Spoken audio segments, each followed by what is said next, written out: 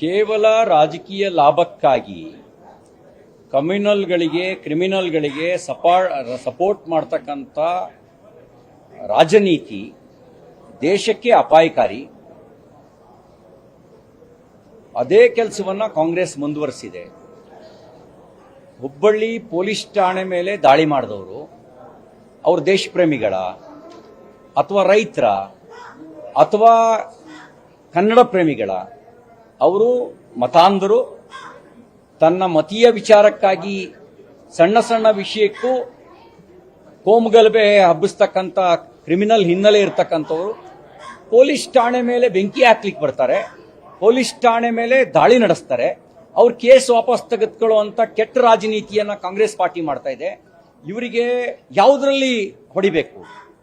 ಇವ್ರ ರಾಜನೀತಿಗೆ ಯಾವುದ್ರಲ್ಲಿ ಹೊಡಿಬೇಕು ಹೇಳಿ? ಇದಕ್ಕೆ ಶಬ್ದಗಳಿಂದ ಕಣ್ಸಿವ್ರು ಸಾಕಾಗೋದಿಲ್ಲ. ಜನ ಇವರಿಗೆ ಮುಖಕ್ಕೆ ಮಂಗಳಾರತಿ ಎತ್ತಬೇಕು, ಕ್ಯಾಕರ್ಸ್ ಉಗಿಬೇಕು, ಅವಾಗಲೇ ಬುದ್ಧಿ ಬರೋದು. ಈ ಕೆಟ್ಟ ರಾಜನೀತಿಯ ಪರಿಣಾಮ ಬಹುಶಃ ಇವರ ಮನಸ್ಥಿತಿಯೇ ಎಷ್ಟು ಕೆಟ್ಟು ಹೋಗಿದೆ ಅನ್ನೋದಕ್ಕೆ ನಿದರ್ಶನ.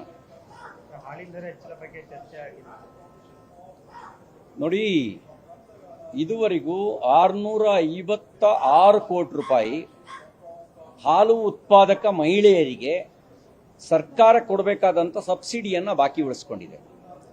ಈ ಸರ್ಕಾರ ಬಂದ ಮೇಲೆ ಮೊದಲನೇ ವರ್ಷದಲ್ಲೇ 5 ರೂಪಾಯಿ ಹಾಲಿನ ದರ ಹೆಚ್ಚಳ ಮಾಡಿದ್ರು. ಆದರೂ ಹಾಲಿನ ಸಬ್ಸಿಡಿನ ಕೊಟ್ಟಿಲ್ಲ. ಬೆಲೆ ಏರಿಸ್ತಾರೆ, ಗ್ರಾಹಕನಿಗೆ ಹೊರೆ ಮಾಡ್ತಾರೆ. ಆದ್ರೆ ಹಾಲು ಉತ್ಪಾದಕರಿಗೆ ಕೊಡಬೇಕಾದಂಥ ಹಣ ಕೊಡಲ್ಲ. ಹಾಲು ಉತ್ಪಾದಕರಿಗೆ ನೇರವಾಗಿ ಹೆಚ್ಚಳ ಮಾಡಿ ಕೊಡೋದಾದ್ರೆ ನಮ್ದೇನೂ ತಕರಾರಿಲ್ಲ. ಆದ್ರೆ ಇವರು ಬೆಲೆ ಏರಿಕೆ ಮಾಡಿ ಹಾಲು ಉತ್ಪಾದಕರಿಗೆ ಬರೆ ಹಾಕೋದಾದ್ರೆ, ಗ್ರಾಹಕರಿಗೆ ಬರೆ ಹಾಕೋದಾದ್ರೆ ಅದಕ್ಕೆ ನಮ್ಮ ವಿರೋಧ ಇದೆ. ಬೆಲೆ ಹೆಚ್ಚಳ ಮಾಡಿ ಅದನ್ನು ಹಾಲು ಉತ್ಪಾದಕರಿಗೆ ಡೈರೆಕ್ಟ್ ಆಗಿ ಟ್ರಾನ್ಸ್ಫರ್ ಮಾಡೋದಾದ್ರೆ ಅದಕ್ಕೆ ನಮ್ದೇನು ತಕರಾರಿಲ್ಲ.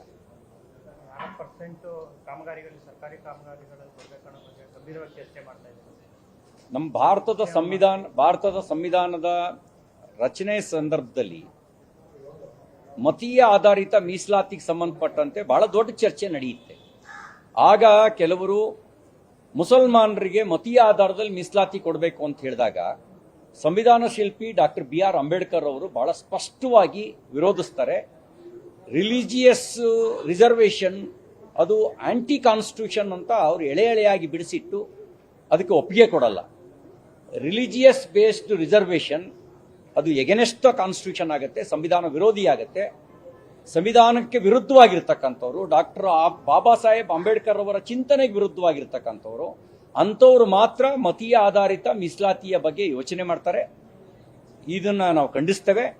ಯಾವುದೇ ರೀತಿಯ ಮತೀಯ ಆಧಾರಿತ ಮೀಸಲಾತಿ ಕೊಡೋದು ಅಂತ ಹೇಳಿದ್ರೆ ಜಿನ್ನಾನ ಸಮರ್ಥಕರು ಮಾತ್ರ ಇಂಥ ಮಾನಸಿಕತೆ ಹೊಂದಿರ್ತಾರೆ. ಜಿನ್ನಾನನ್ನು ಸಮರ್ಥನೆ ಮಾಡೋರು, ಪಾಕಿಸ್ತಾನವನ್ನು ಸಮರ್ಥನೆ ಮಾಡೋರು ಅಥವಾ ಪಾಕಿಸ್ತಾನದ ಅಪ್ಪಂದಿರಿಗೆ ಹುಟ್ಟಿದವರು ಮಾತ್ರ ಇಂಥ ಯೋಚನೆಯನ್ನ ಮಾಡ್ತಾರೆ, ಇಂಥ ಪ್ರಸ್ತಾಪವನ್ನು ಮುಂದಿಡ್ತಾರೆ. ಭಾರತೀಯ ಸಂವಿಧಾನದ ಮೇಲೆ ನಂಬಿಕೆ ಇಟ್ಟಿರ್ತಕ್ಕಂಥವ್ರು, ಡಾಕ್ಟರ್ ಅಂಬೇಡ್ಕರ್ ಅವರ ವಿಚಾರದ ವಿರುದ್ಧ ಯಾರಿಲ್ಲ, ಅವ್ರು ಯಾರು ಇಂಥ ಯೋಚನೆ ಮಾಡೋದಿಲ್ಲ. ಅಂಥದ್ದೇನಾದ್ರು ಮಾಡಿದ್ರೆ ನಾವು ರಾಜ್ಯವ್ಯಾಪಿ ಆಂದೋಲನ ಮಾಡ್ತೀವಿ. ಯಾರು ಆ ರೀತಿ ಸಮರ್ಥಿಸ್ತಾರೆ ಅವ್ರನ್ನ ಪಾಕಿಸ್ತಾನಕ್ಕೆ ಕಳಿಸ್ಬೇಕು. ಅವ್ರು ಯಾರು ಇಲ್ಲಿರೋದಕ್ಕೆ ಲಾಯಕ್ಕಲ್ಲ.